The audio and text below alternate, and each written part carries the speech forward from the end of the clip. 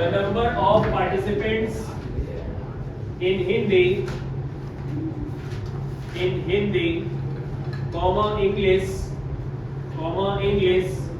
and mathematics are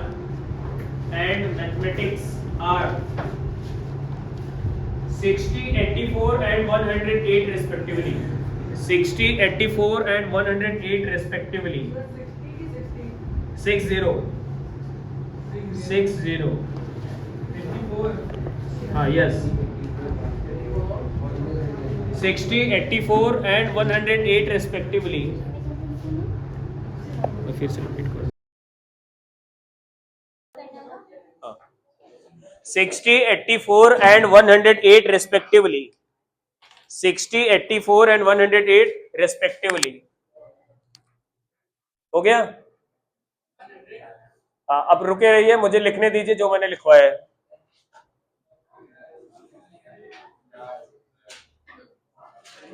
बात नहीं होनी चाहिए. Write down.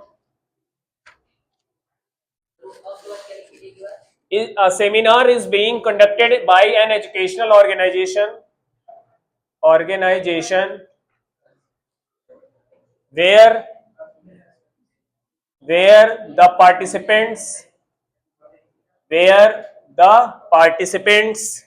will be educators of different subject. The number of participants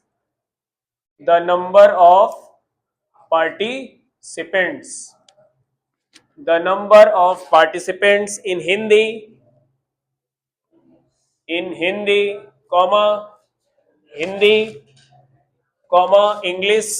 नहीं है.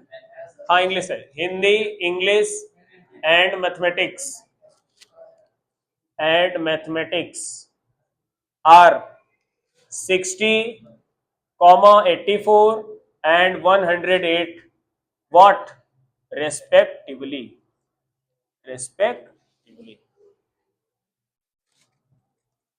लिखिए आगे. Based on above information,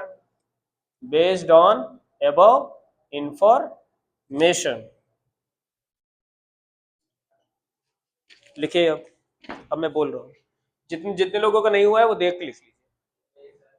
तो पहला भी निकालना है. हाँ वो पॉइंट, वो क्वेश्चन होगा वो first.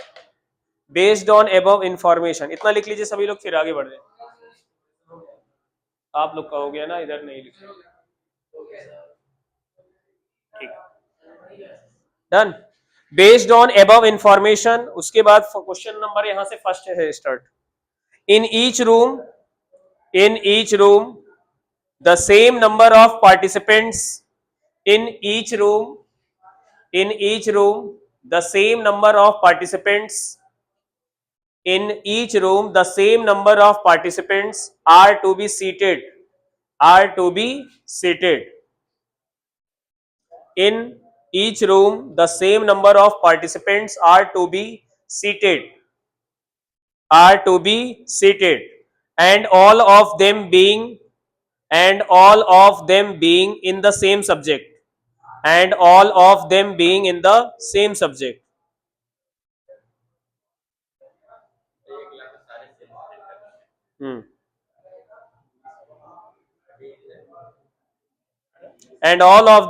in the same subject. And all of them being in the same subject.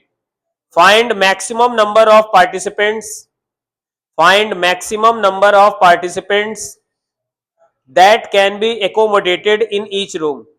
Find maximum number of participants that can be accommodated in each room. Find maximum number of participants that can be accommodated in each room. Find maximum number of participants that can be accommodated in each room.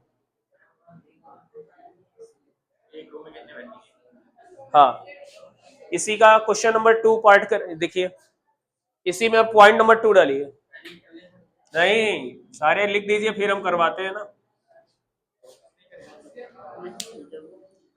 देखिए, find the minimum number of rooms required during the event. Find minimum number of rooms required during the event. Find minimum number of rooms required during the event.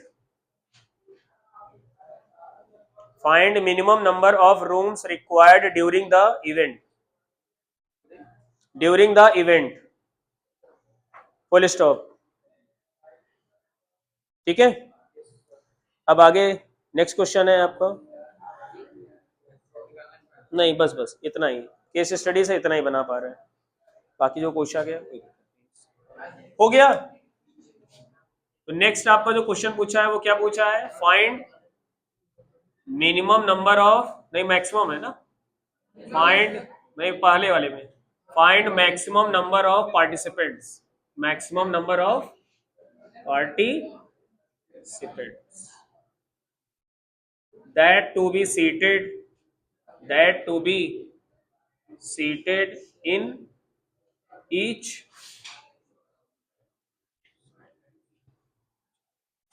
Question पढ़ लिया? पढ़िए एक बार, खुद से पढ़िए, एक बार खुद से पढ़िए। जो मैंने आपसे बोला है वो अलग बात है, एचसीएफ एलसीएम।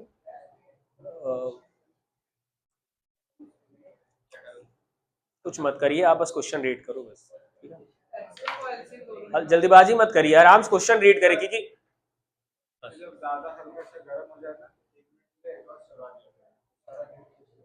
ठीक है। लाइट है ना? अच्छा अच्छा, चलवा देते हैं, थोड़ा सा कर देते हैं। कहाँ से ऑन होगा? कर दो थोड़ा ही, ठीक। हाँ, minimum number of bills should be come, आना चाहिए। चलो हाँ, देखो ऐसे समझो, पहले एक सेमिनार कंडक्ट कराया जा रहा है, क्वेश्चन का पहले थीम समझ लो।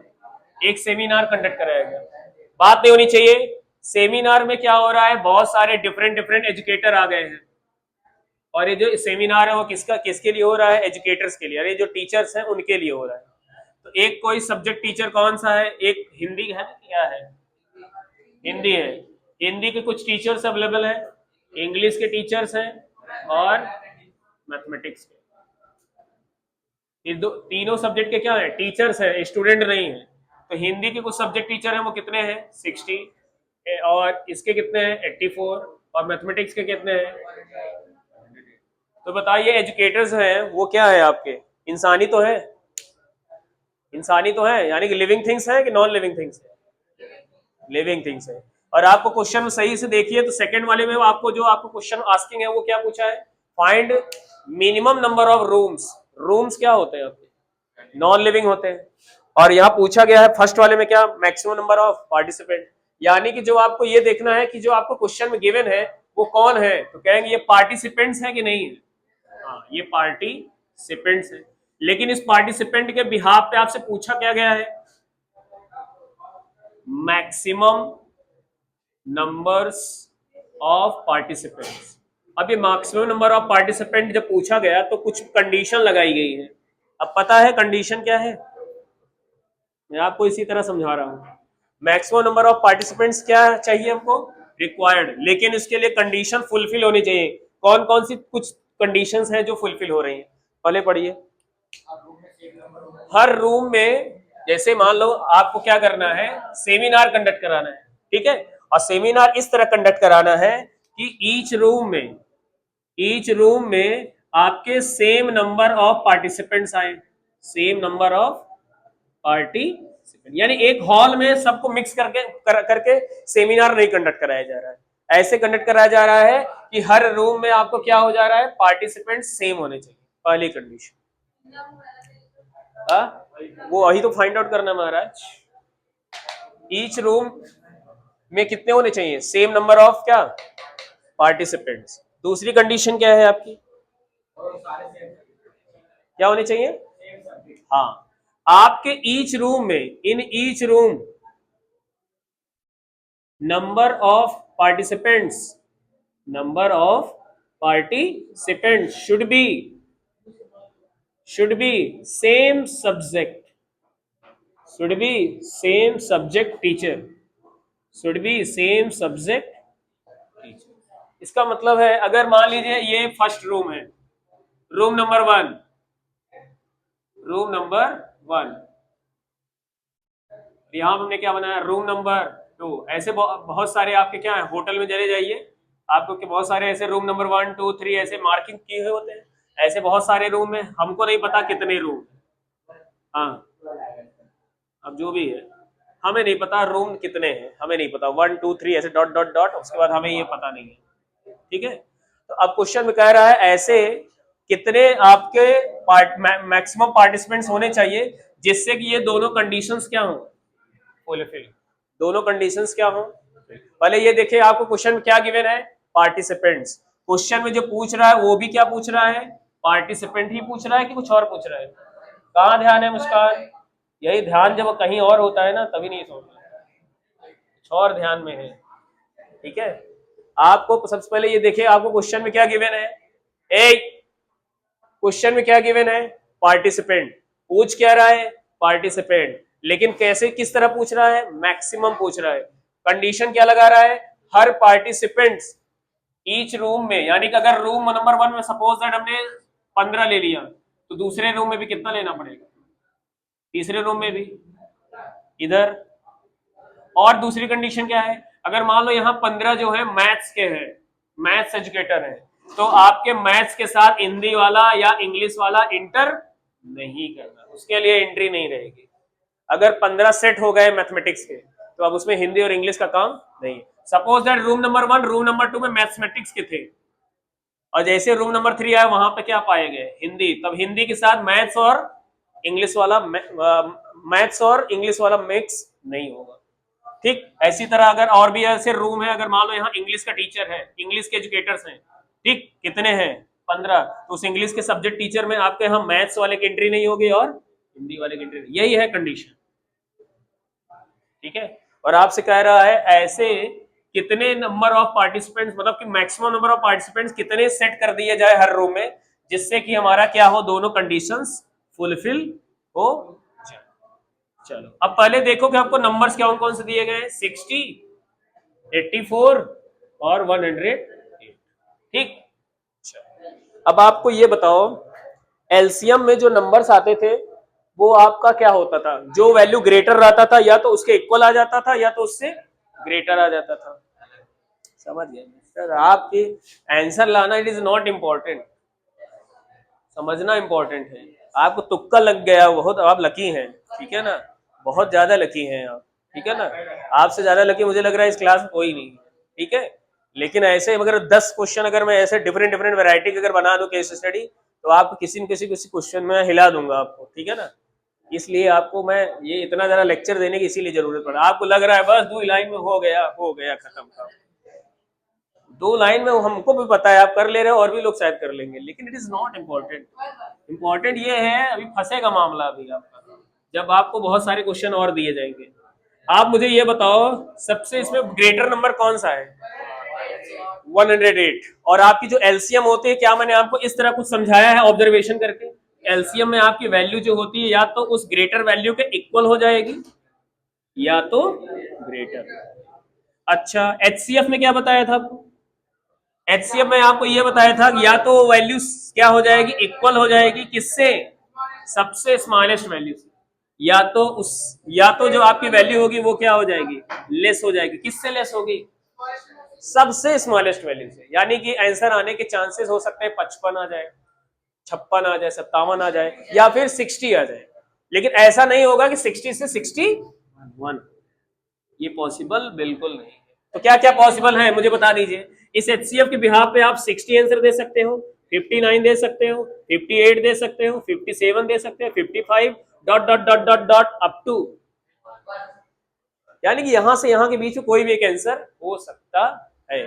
और यहां पे बताइए कहोगे कम से कम 108 या ज्यादा से ज्यादा, उसकी कोई लिमिटेशन नहीं है, नो लिमिटेशन। ऐसा क्यों हो रहा है बताइए, क्योंकि मैंने आपको एलसीएम को बताया था it is the least common multiple, और हमने कहा था मल्टीपल मैक्सिमम कितने हो सकते हैं उसकी कोई बाउंडेशन नहीं है, इसीलिए हम यहाँ पे कह सकते हैं कि यहाँ तो कोई लिमिटेशन नहीं हो रही है, लेकिन एचसीएफ में क्या लिमिटेशन होती है क्या? हाँ जी, लिमिटेशन होती है। कहाँ तक? 1 तक मैक्स मिनिमम जाएगा, और मैक्सिमम कितना रहेगा? 60, जो कि कौन होगा? उन तीनों नंबरों या दो नंबरों में से जो भी वैल्यू लेस होगी वो होगा। ठीक है, इसीलिए वहां ऑब्जर्वेशन कराया था, इसीलिए नहीं कराए थे। अब बात आती है कि आपको कैसे समझ में आएगा कि एचसीएफ है कि एलसीएम, जो जो जानते हैं वो बता दे। आपको कैसे पता चलेगा कि पहली बात तो पहली बात तो मैक्सिमम बोल रहा है, ठीक है, आपकी बात मुझसे एग्री कर गए। और लोग मैक्सिमम लिखा है इसलिए। और क्या बोला है ना? अरे ऐसा नहीं, वो बेस्ड ऑन वो इन्फॉर्मेशन इसके लिए बोला गया, वो उसका। बैठिए बैठिए बैठिए बैठिए। हाँ हाँ बोलो। हाँ क्यों नहीं आ सकता, बड़ा प्रॉब्लम आपके उसमें है क्वेश्चन। यहाँ सब लोग मिक्स बैठे हैं, तब यहाँ सीबीएसई वाले भी हैं, यूपी वाले भी हैं। तो आपके सिलेबस सेम है कि डिफरेंट है, ये बता दीजिए। अलग अलग है, सिलेबस सेम है। हाँ जी, वही चल रहा है। चलिए, हाँ मैं ये क्या कह रहा था, शांत रहिए। अच्छा ये बताओ, जो अगर जो एचसीएफ होगा वही आपका क्या हो जाएगा? आंसर माना जाएगा, ठीक। और अगर एचसीएफ की जो भी वैल्यू आप लिखेंगे, उन दोनों कंडीशन को क्या होना पड़ेगा? सेटिस्फाई भी करना पड़ेगा। मान लीजिए आपने 108 से कोई वैल्यू ग्रेटर ले लिया, मान लो 110 ले लिया, वैसे 108 भी हो सकता है, क्या ले लिया? 110, 110, तो वही आपकी दोनों कंडीशन फुलफिल भी कराना पड़ेगा। अब देखिए, एक बात नहीं, अब बताओ, मैं बोलने जा रहा हूं each room same number of participant, यानी कि हर रूम में कितने पार्टिसिपेंट्स होने चाहिए? सेम नंबर ऑफ पार्टिसिपेंट्स, यानी कि अगर, और एक ही सब्जेक्ट के होने चाहिए, सेम सब्जेक्ट के, ठीक। तो अगर मैंने मान लिया कि इस एचसीएफ की वैल्यू कितनी है, सॉरी एचसीएफ कह रहा हूं, मान लो हमारा आंसर कितना आ रहा है? 110। तो 110 क्यों लेके चल रहा हूं? क्योंकि मैं मान चल रहा हूं, मैं क्या निकाल रहा हूं? एलसीएम। तो मुझे बताओ 110 के अकॉर्डिंग आप दोनों कंडीशन को फुलफिल कराओ। क्या हर रूम में मैं 110 पार्टिसिपेंट्स रख सकता हूं? मान लो मैंने 110 रख दिया, 110 बताओ पार्टिसिपेंट्स है भी कि नहीं है? है ही नहीं है, रखोगे कैसे? मान लो आप 108 ले ली, मान लो, क्योंकि ये भी पॉसिबिलिटी हो सकती है 108 की। मान लो मैंने यहाँ 108 रख दिया रूम नंबर 1 में, तो ये आपके किस कौन से पार्टिसिपेंट्स होंगे? 108 मैथ्स वाले। तो सेकंड वाले रूम में आपके क्या होने चाहिए? 108 वो भी होने चाहिए, क्योंकि हर रूम में सेम नंबर ऑफ पार्टिसिपेंट्स होने चाहिए। तो अगर 108 होने चाहिए तो एक मैथ्स वाला तो खत्म हो गया ना, फिनिश हो गया यहीं पे। अब बच्चा कौन खिलाड़ी? इंग्लिश वाले और हिंदी वाले। अब इंग्लिश वाले हिंदी वाले कह रहे हैं मेरे पास संख्या ही नहीं है, आप मुझे वहां सेट करने जा रहे हो। बोलोगे कि नहीं बोलोगे? आपको कोई बोल दे, जैसे आप ही लोग हो, ठीक है, और मैंने आपको कहा कि 10 लोग इस रूम में चले आइए, 10 लोग होने चाहिए, होने चाहिए। या फिर आप बारात बारात में गए और बाराती घराती वाले गए, कम से कम 500 बाराती जरूर आना, कम से कम 500 जरूर आना। 500 नहीं आएगा तो बहुत गड़बड़ हो जाएगा, बहुत बुरी तरह से कुछ भी हो सकता है आपके साथ, ठीक है ना? हाँ, इतना खाना, क्योंकि आपने व्यवस्था तो करवा दिया 500 की, लेकिन 500 आपको क्या करना पड़ेगा? जाना भी पड़ेगा। लेकिन आपके पास मान लो 498 लोग हैं, 2 लोग नहीं है, 2 लोग हैं ही नहीं, और किसी को मत पकड़िएगा, 498 ही है। अब कैसे करेंगे?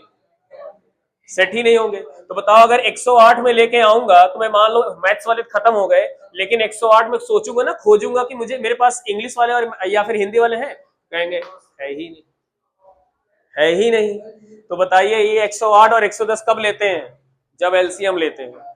और आपके 108 जो सबसे मिनिमम है वो कौन है? 60। 60 से कम क्या ये सारी पॉसिबिलिटीज हो सकती हैं? हाँ हो सकती है, ठीक है।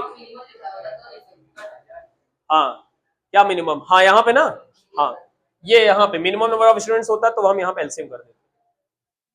अच्छा, तो आपका इस पर्टिकुलर क्वेश्चन में क्या करना है? क्या करना है?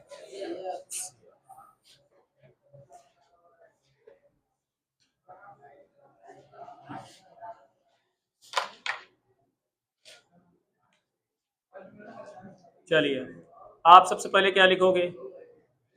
प्राइम फैक्टराइजेशन किसका करेंगे? बात नहीं होनी चाहिए। 60, 84 एंड 100। चलिए बारी बारी से 60 का करिए, 84 का करिए, ये सब काम आपको करना है। 108 आ गया। 60 का कितना हो रहा है?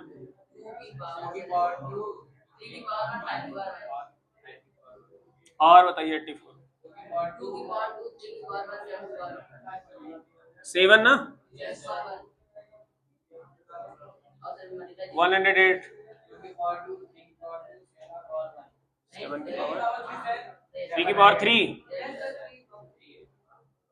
और 7 भी है, नहीं है? ठीक है, ठीक है, करेक्ट है। अब मुझे बताओ इन तीनों में कौन कौन से डिफरेंट डिफरेंट टाइप के फैक्टर्स हैं प्राइम नंबर? तो कहेंगे 2 है, 3 है, 5 है और 7 है। यहाँ 2 3 5 है तो 7 है, तो आप क्या यहाँ 7 की पावर 0 लिख सकते हैं? क्या यहाँ 7 2 3 7 है? क्या यहाँ 5 है? नहीं है, 5 को 0 करिए। क्या यहाँ 2 3 है, 5 और 7 है? नहीं है, 5 और 0 7 की पावर, ऐसे है ना, कर सकते हैं ये चीज। इसको करने से बेनिफिट क्या होता है? आपका जो कंसेप्ट है बाय डेफिनेशन वो थोड़ा सा करेक्ट हो जाता है। आपको फाइनली क्या करना है? एचसीएफ बताना किसका? 60, 84 एंड 100। ये लिखने का तरीका होता है। HCF of which number? 60, 84 and 108।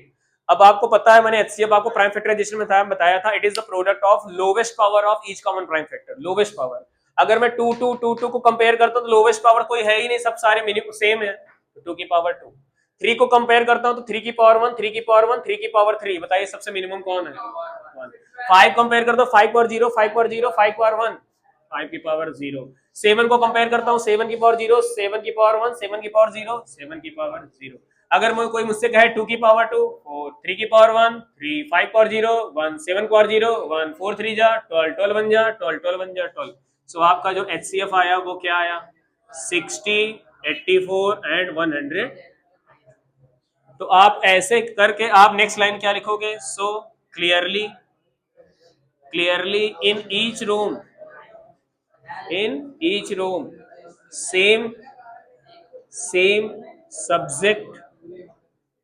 same subject educators,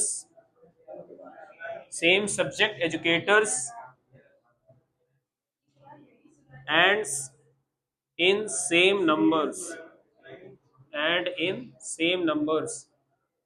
will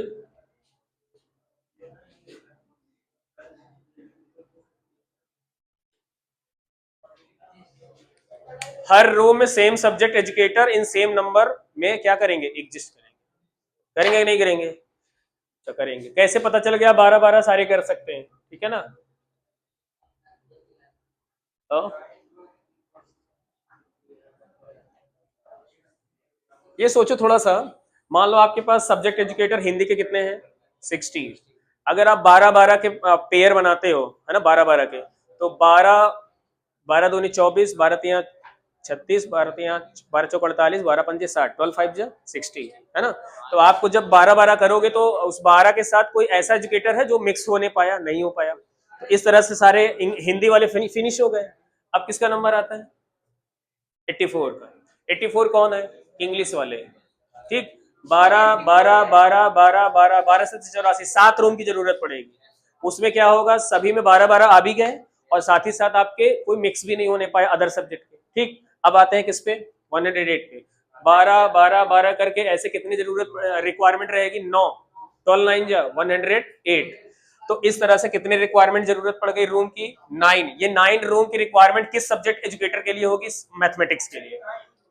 हाँ, एचसीएफ निकालने के लिए तो हो गया ना, हम रूम निकालने के लिए बात कर रहे हैं। क्योंकि सेकंड वाला जो पॉइंट है वो उसमें नंबर ऑफ रूम्स निकालना। आप लेट ज्वाइन किए हैं तो आप शांत रहे कुछ देर के लिए। हाँ, अब अगर मैं कहूं कि इंग्लिश वाले कितनी जरूरत पड़ी थी? 7, और हिंदी के लिए कितने के? 5। तो 5 7 और 9 कितना हो गया? 21। तो टोटल 21 रूम्स की रिक्वायरमेंट हुई। लेकिन अगर कभी कभी क्या होता है एग्जाम में, आप ये केस स्टडी क्वेश्चन है, तो कभी कभी ऐसे भी पूछ सकता था वो, find number of rooms required for Hindi subject educator यानी हिंदी एजुकेटर के लिए कितने रूम्स की रिक्वायरमेंट थी? तो आप जो हिंदी के टोटल नंबर ऑफ पार्टिसिपेंट्स हैं आप उसको किससे डिवाइड कर दोगे? Number of sorry the value of HCF 12। ठीक है, सेकेंड वाला पॉइंट करिए। हाँ, सेकेंड वाला पॉइंट आपका क्या कर रहा है? नंबर ऑफ रूम्स चाहिए, नंबर ऑफ पार्टिसिपेंट्स। ये क्या निकाला है फिर? ये क्या है? Number of participants. ये चाहिए, बताओ दोनों कंडीशन सेटिस्फाई हो रही कि नहीं हो रही? सारे रूम में 12-12 एजुकेटर भी हैं, सेम सेम है। ऐसा हो रहा है कि सारे रूम में कोई किसी में 12 और किसी में 13 फिट कर दिया? नहीं हुआ। और दूसरी कंडीशन क्या सेटिस्फाई करवाना था कि सारे सब्जेक्ट एजुकेटर्स सेपरेट होने चाहिए एक रूम में। यानी कि अगर हिंदी वाला है तो हिंदी वाले में मैथ्स वाले की एंट्री बिल्कुल वर्जित है, प्रोहिबिटेड है। नो एंट्री का साइन बोर्ड लगा होगा बाहर, डोर के बाहर। कौन? जो हिंदी वाला रहेगा बाहर लगा देगा, नो एंट्री फॉर व्हाट? अगर हिंदी वाला subject educator mathematics and English, English वाला कहेगा no entry for Hindi and mathematics, और मैथमेटिक्स वाला कहेगा no entry for Hindi and English educators. ऐसे ऐसे तो क्वेश्चन में ये जो मैं इतना टाइम लिया कुछ लिए लिया ताकि आपका जो अदर क्वेश्चंस होंगे वहां पे भी आप इस चीजों को अप्लाई कर सके। ठीक है, चलिए। तो आप नेक्स्ट पॉइंट जो आपका था वो निकालिए। तो कैसे निकलोगे? लिखोगे number of what? Rooms, number of rooms required. बताओ, ये तो कॉमन सेंस है। मान लो आपके पास HCF का डेटा है तो HCF क्या है? पार्टिसिपेंट्स ही तो है। उस पार्टिसिपेंट्स को आप डिवाइड कर रहे हो किसके साथ? Number of total Hindi educators. जब आप डिवाइड करोगे तो वो 12 5 जो 60 होगा वो क्या होंगे? नंबर ऑफ रूम्स ही तो आएंगे, नंबर ऑफ रूम्स ही तो आएंगे। ये किसके लिए है? हिंदी के लिए। 84 टोटल पार्टिसिपेंट किसके हैं? इंग्लिश के। तो इसको भी आप HCF से ही डिवाइड करोगे, और 108 को भी किससे डिवाइड करोगे? 12 5 जा। आप अलग ही लेवल में जा रहे हैं।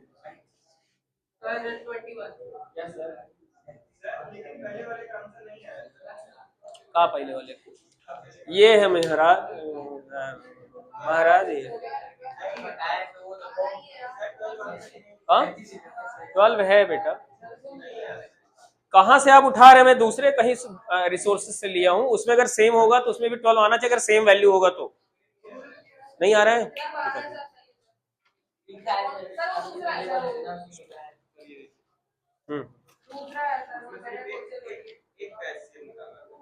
ये देखो, maximum number of participants that can be accommodated in each room, that is your 12।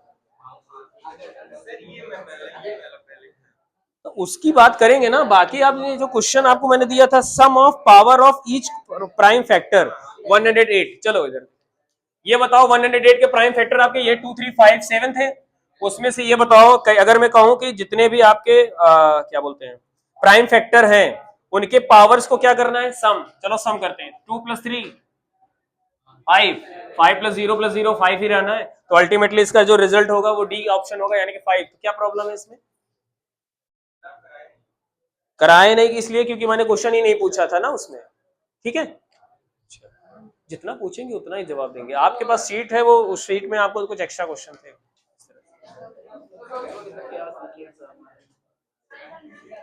Clear है?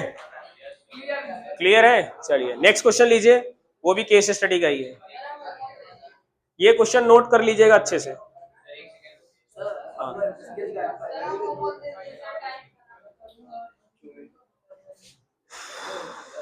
I have 10 minutes.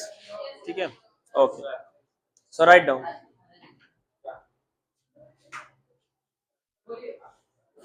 Case study कर लीजिए, नहीं घबराएंगे फिर बाद में। जी, 4 4 5 5 नंबर के आते हैं, 4 to 5 marks.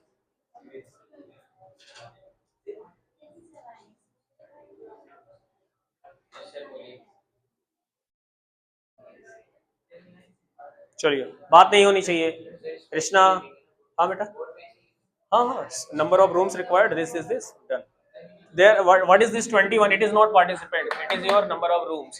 But what is 12? It is the number of participants, but it is a maximum number of participants. That's why in this, so if you satisfy 12, then it satisfies two conditions. That means in each room there in each room 12 participants will be participants, and second condition is what? Second condition is in each room same number of same subject educators will be involved.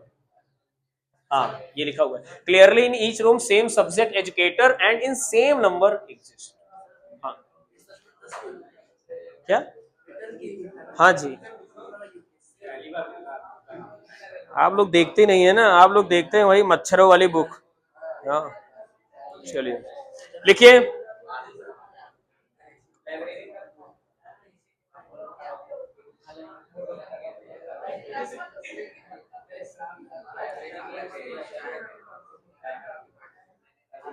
लिखो लिखो लिखो.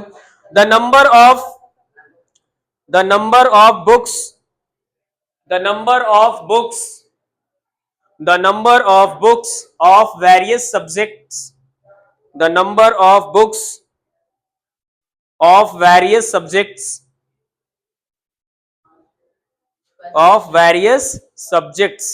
to a public library. एक library में public library में बहुत सारे different different subjects के क्या रखे गए हैं? बुक्स. ठीक है. अब लिखिए हिस्ट्री. हाँ सब्जेक्ट्स के बाद नीचे लिखिए राइट डाउन. हाँ हाँ होमवर्क किया. क्वेश्चन अभी कंप्लीट करते करते वो हो जाएगा, टाइम हो जाएगा. ये आपके लिए है, आप घर पे जाके इसको सोचिए. हिस्ट्री के कितने बुक्स हैं? 96. साइंस साइंस की कितनी है? 240. और मैथमेटिक्स के कितने हैं? मैथमेटिक्स के कितने हैं? 336. करेक्ट. ठीक है आगे लिखिए. These books have to be arranged. इन सारे बुक्स को क्या करना है? अरेंज करना है. हाँ सेल्फ में. These books have to be arranged in minimum number of stacks. Stacks अभी समझा देते हैं क्या होता है. In minimum number of stacks. In minimum number of these books have to be arranged in minimum number of stacks. Stacks STACK stack. ठीक है ना. अरे पाइलिंग जब की जाती है, जब आप बुक्स रखते हो लाइब्रेरी में देखते हो ना, ऐसे ऐसे भी रखे जाते हैं, ऐसे भी रखे जाते हैं. मान लो ऐसे रखे गए तो बहुत सारे ऐसे रखे होते हैं. ठीक, कुछ और आगे भी रख सकते हैं. चलिए done. These books have to be arranged in minimum number of stacks such that each stack contains books of only one subject. Each stack contains books of only one subject. Each stack contains books of only one subject. फिर से बोल दे रहा हूं. such that then each stack contains books of only one subject. कौन बोल रहा है? कितनी बार बोले तुम? each stack contains books of only one subject. Contains books of only one subject. And the number of books on each stack is the same. And the number of books on each stack is the same. And the number of books on each stack is the same.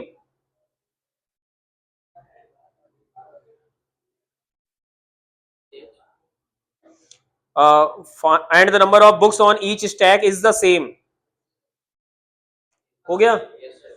हाँ अब आगे लिखिए. नीचे नीचे की line में लिखिए. Based on the above information. Based on the above information answer the following questions. Based on the above information, answer the following questions. Point number 1. How many books are arranged in each stack? How many books are arranged in each stack? ठीक है.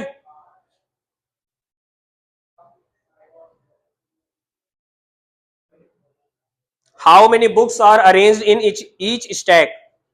Done. Point number 2. How many stacks are used? How many stacks are used to arrange all the mathematics books? How many stacks are used to arrange all the mathematics books? How many stacks are use to arrange all the mathematics books?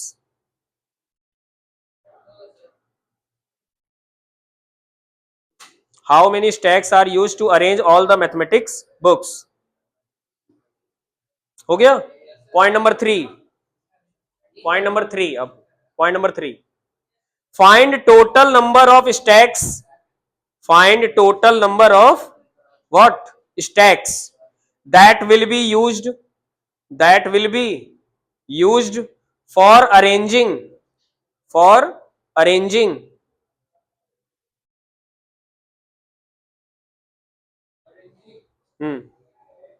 Arranging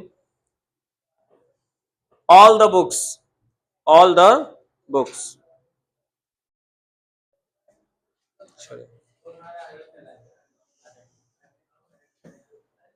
clear है? अब आपको कुछ information थोड़ा सा समझा के मैं आप छुट्टी कर दूंगा। समझा दे रहा हूं स्टैक क्या हो।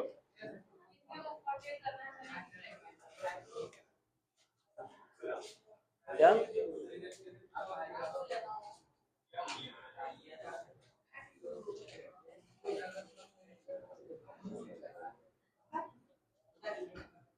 चलिए, ये कोई एक सरफेस है, ठीक है। इस सरफेस में आपको क्या करना है, बहुत सारे बुक्स आपको दिए गए हैं। कौन कौन से? हिस्ट्री, साइंस और मैथमेटिक्स। आप इन तीनों सब्जेक्ट्स के जो डिफरेंट डिफरेंट बुक्स हैं, जितने भी नंबर्स दिए गए हैं, सबको क्या करना है, आपको अरेंज करना है। अरेंज करने में सबसे पहले जो कंडीशन है, आप उसको पहले पढ़ो। कहां से पढ़ना है मैं बता रहा हूं। These books have to be, पढ़िए पढ़िए, अपने रिटन जो लैंग्वेज उसको पढ़िए तो ज्यादा समझ में आएगा।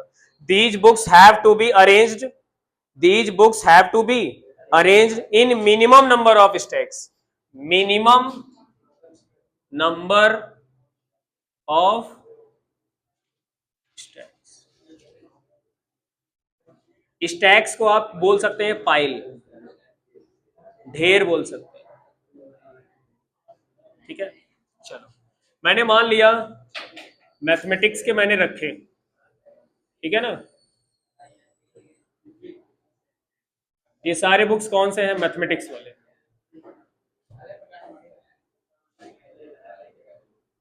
ठीक। आपकी दूसरी कंडीशन क्या है? देखो पहले दूसरी कंडीशन क्या है, each stack contains books of only one subject. अगर हमने ये एक स्टैक बना दिया, तो इस स्टैक में अब कौन से सब्जेक्ट मैंने रखा है, अरेंज किया है? मैथ्स वाले। तो अब इस स्टैक में आपके बगल में आप इंग्लिश, साइंस और हिस्ट्री का अरेंज नहीं कर सकते, ठीक है। अब नहीं कर सकते। अच्छा, क्या ऊपर इसके रख सकते हैं? हाँ, रख सकते हैं आप, इसके ऊपर तो रख सकते हैं। तो बाकी फिर साइंस वाला कहाँ रखेंगे? साइंस के लिए आपको थोड़ा सा 3D में इमेजिनेशन करिए, कुछ आगे स्पेस होगा, ऐसे समझिए, समझिए पहले। ये है आपके स्टैक्स बनाने का तरीका। मान लो ये मैथमेटिक्स है, ठीक। तो मैथमेटिक्स के ऊपर मैं मैथमेटिक्स के रखूंगा, ठीक है। हाँ, लेकिन अगर मैंने साइंस का यहां रख दिया, तो अब साइंस के ऊपर मैथ्स नहीं रखना, ना तो मैं हिस्ट्री के रख सकता हूँ। यानी कि हर एक स्टैक में, जैसे मिठाई होती है, ठीक है ना। मिठाई जब लगी होती है, आप जब देखते हो सेल्फ में, तो क्या होता है, अगर आपका बर्फी है, जो भी बर्फी, पता नहीं कौन, डिफरेंट डिफरेंट टाइप की बर्फी होती है, तो आपकी जो भी बर्फी लगी होती है, तो सारे स्टैक में सारे बर्फी ही लगी होती है, कि उसके साथ इसे बर्फी लगने के बाद ऊपर लड्डू रख दिया जाता है। वो कुछ दुकानों में होगा, मूड खराब हो जाएगा, और मिक्स भी नहीं करेगा, उसका टेस्ट इसमें कहीं मिक्स ना हो जाए, ठीक है ना।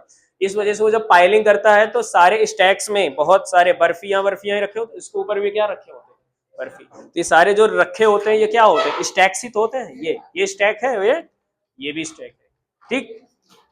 हाँ, तो आपके ये ध्यान देना है कि इस स्टैक में अब आपके मैथमेटिक्स के ऊपर मैथमेटिक्स ही होना चाहिए, और अगर हिस्ट्री यहां रख दिया, तो हिस्ट्री के ऊपर हिस्ट्री, इधर भी क्या होना चाहिए, ठीक। और साइंस के भी क्या होने चाहिए, अगर रख दिया कहीं मान लीजिए, तो वहां भी क्या होगा, साइंस। तो पहली कंडीशन क्या है, कम से कम स्टैक लगाने की जरूरत पड़े। कम से कम स्टैक लगाने की जरूरत क्या होती है? बस 2 मिनट सर। कम से कम स्टैक लगाने की जरूरत क्या होती है? यानी कि जो ये यहाँ के बाद यहाँ जो लगाया, उसके बाद यहाँ लगाया, ठीक है। अब यहाँ नहीं कि मैथमेटिक्स के बाद आपको आगे भी मैथमेटिक्स ही लगा दीजिए, ऐसे मत करिएगा, ऐसे समझिए। और तीसरी कंडीशन क्या है, कहाँ गया बुक, ये ही। तो ये तीसरा, find the total number of stacks that will use for arranging all. तीसरी कंडीशन ये है कि number of books on each stack is same. जैसे मान लीजिए ये स्टैक में हमने आपको मैंने कितने रखे, मान लो 10, ठीक है, तो अब 10 ही होने चाहिए ऊपर भी, ऐसे। अब आपको क्या फाइंड आउट करना है, वहां दिया हुआ है।